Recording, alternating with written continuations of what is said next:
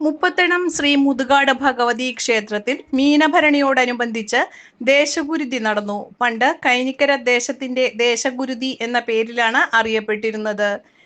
തന്ത്രി ചേനാസ് ഗിരീശൻ നമ്പൂതിരിപ്പാടിന്റെ മുഖ്യ കാർമ്മികത്വത്തിലാണ് ചടങ്ങുകൾ നടന്നത്.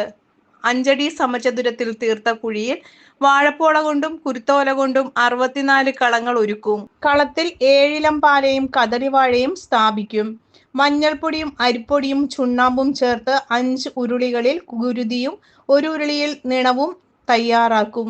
അത്താഴ പൂജയ്ക്ക് ശേഷം ഭഗവതിയെ കുത്തുവിളക്കിന്റെയും വീക്കൻ ചെണ്ടയുടെയും അകമ്പടിയോടെ ഗുരുതിക്കളത്തിലേക്ക് ആനയിക്കും. ഭഗവതിയുടെ ഭൂതഗണങ്ങളും സന്നിഹിതരാകും. ആചാര്യന്റെ സ്ഥാനത്തുള്ള തന്ത്രി ഗുരുതി എല്ലാവർക്കുമായി സമർപ്പിക്കും. ഭഗവതിക്ക് ഏറ്റവും കൂടുതൽ സന്തോഷമുള്ള ദിവസമായിരിക്കും മീനഭരണി നാൾ. ഗുരുതി കണ്ട് തൊഴുകുന്നവർക്ക് സർവ്വ ഐശ്വര്യങ്ങളും ഉണ്ടാകുമെന്നാണ് ഐതിഹ്യം. 6ാമത്തെ ഉരുളിയിലുള്ള നിണം തർപ്പണം ചെയ്യുന്നതോടെ ചടങ്ങുകൾ അവസാനിച്ച് ദേവിയെ ശ്രീലകത്തേക്ക് എഴുന്നള്ളിക്കും.